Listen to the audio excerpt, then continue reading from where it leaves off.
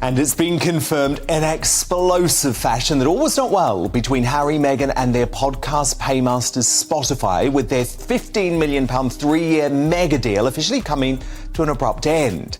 The streaming giant has decided against commissioning a second season of the Archetype series after receiving just 12 episodes of dreary interviews with a host of woke Sussex pals. But the real knockout blow came from Spotify executive Bill Simmons in a no-holds-barred podcast of his own. I'm going to pose this question to you. You do a lot of business deals, a lot of negotiations. I do. Well, let's just. I wish I had been involved in the Meghan and Harry leave Spotify negotiation. The fucking grifters. That's the podcast we should have launched with them.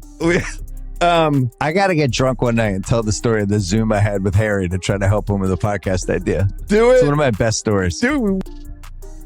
So what do you think? Very simple question. Is Spotify's top exec right to describe Harry and Meghan as effing grifters? By the way, if you don't know what that means, it's an American term which means that you're out to swindle someone, basically. It means you're a small-scale swindler. Let me know your thoughts. Email me, dan@gbnews.com. Vote in our poll at GB News on Twitter. The results shortly, but doing battle on this now. Socialite and royal expert Lady Victoria Hervey, and the journalist and broadcaster and defender of Harry and Meghan, Nina Mishkov. So, Lady V, I mean, I found this utterly extraordinary because you've been in Hollywood a long time before you moved back here. Yeah. And Hollywood people don't talk like that. They might backstab people behind the scenes. Yeah, but this is the boss of Spotify, right, in terms of podcasts. He runs the commercialization of that business. For him to go out publicly and describe these two as effing grifters, that doesn't happen. This is huge. Their Hollywood dreams are crumbling, are they not? Yeah, no, I was actually quite shocked when I first heard it. I was like, wow, okay, he is savage. I mean, he is literally going for the jugular here. And obviously it must have ended, so badly. I don't know how much they did get paid of the total amount, but, they feel ripped off. I mean, Spotify, obviously, they were promised the world and...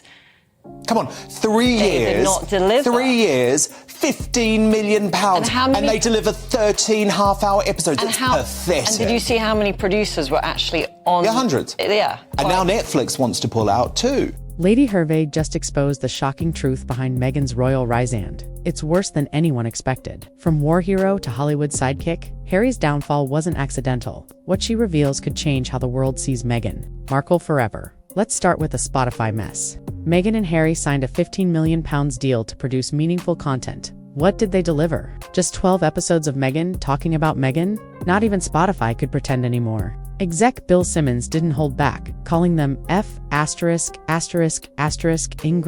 on his own podcast. And he wasn't some junior employee, he helped build Spotify's podcast empire. His words. One of my best stories is the Zoom call I had with Harry trying to help him. The guy had no clue. Meghan Markle, not to be confused with Meghan Sussex, gave us half an hour of audio in a full course of cringe. Even Charles did more with less. Let's not forget, Charles didn't marry a yacht girl. So this is disastrous. Well, we don't know. I mean, we don't know. So that's what I've been told, Nina, and I haven't medical sources on this. There's the Invictus Games. There's also they're going to be filming in Africa. You have no idea about the Netflix. But as I was told by a top Hollywood source tonight, this was a conversation I had literally before we came to air.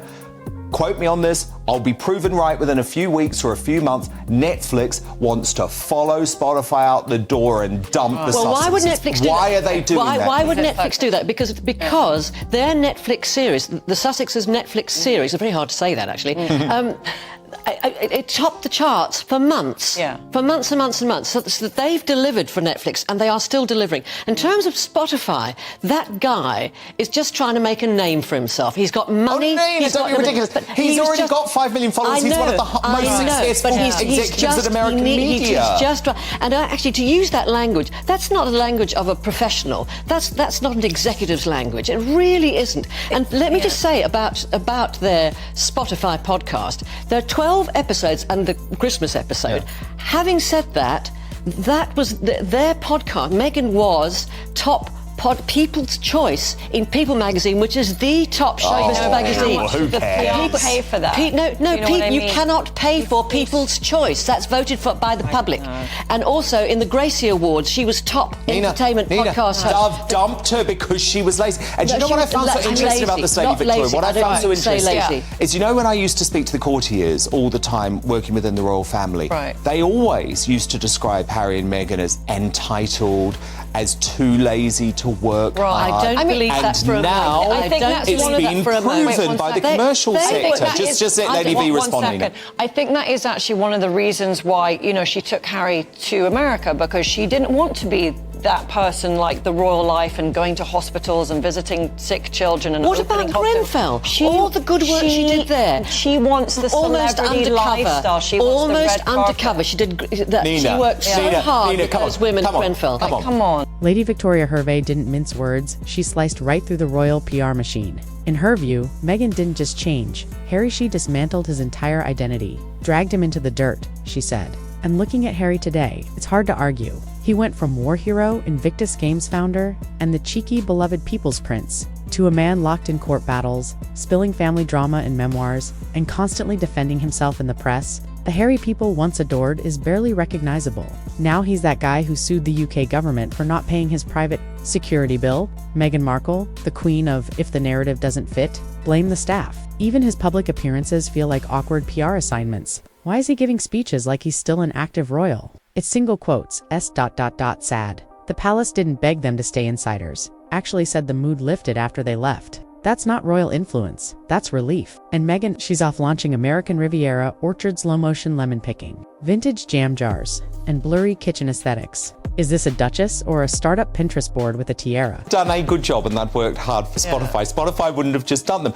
Do you not accept that your heroes, Harry and Meghan, are just allergic to hard work? They are not my heroes.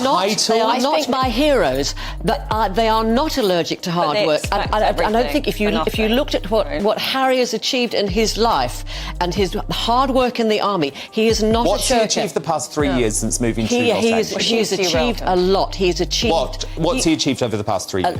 What about his Invictus Games? No, I'm not talking about that. He did that when he was in the royal family. Nina, he's still doing. Name me one thing that Harry has achieved in the past 3 years since moving to Hollywood. Life. So he's achieved nothing for the public. No, he's achieved nothing for the public, and that's why he said he was moving. Millions also.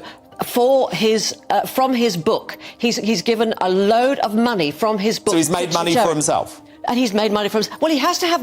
you deny that he should be able to make his own money? No, but he has to make his own money. I'm asking you what I've done for public service over the past 3 years. He has worked very hard on their charities. I'm glad you agree with me. They're about one thing.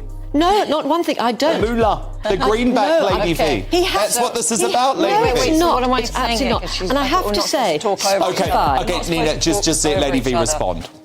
So what do you want me to say on it? Well, haven't they proven they're all about money? What has he done? I mean, look, he has, although the book, you know, a lot of people didn't really like the book, but he obviously did make money from the book, right? You were disagreeing with millions of people around the world. It's the biggest selling non-fiction book in history. Just let Lady V make her point. But she has dragged him into the dirt. You know, people loved Prince Harry. She hasn't dragged him into the dirt. She has not. And, you know, he's just followed her into it willfully. She has helped him to extricate himself from a toxic situation in this country. I'd like to go back to Spotify on the podcast. Just when you thought the Spotify mess was bad, insiders now say Netflix might be next to slam the door. Remember the hype?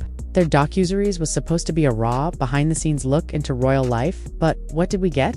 Overproduced drama, moody lighting, and a whole lot of poor me. Critics called it hollow. Even Hollywood Yes, the land of fake smiles and PR gloss, started side-eyeing the show trended, sure, for a week. But trending doesn't equal respect. In this business, you're only as good as your last hit. And let's be real, their last hit felt more like a whimper than a boom. Now Meghan's back with another rebrand. But it's not power moves and partnership sits, jam jars, and lemon trees. Her new lifestyle brand feels like a desperate attempt to stay relevant without actually saying anything. Where's the mission? Where's the product? Where's the point? It's all aesthetic, no substance. Meghan wants the Oprah crown, the Ellen influence, but without the 5-day work weeks. The Sussexes didn't just overpromise, they spectacularly And even Hollywood, once dazzled by the royal sparkle, seems to be asking the same question we are. Wait, is that it? Farmers had a contract. Yeah, and that was cancelled as well. And they Michelle are very Obama, happy Michael with Obama, Audible. sorry. And I bet you very soon that Harry and Meghan will be with Audible or whoever But else. Lady V, and they will this see the has podcast. damaged Harry and Meghan, though, because when you have a big company like Spotify describing them as effing grifters. Having an exec like this coming out and calling them But a he's grifter obviously is a like repulsive human being. that is a very negative thing that is going to probably have a very negative spin on things with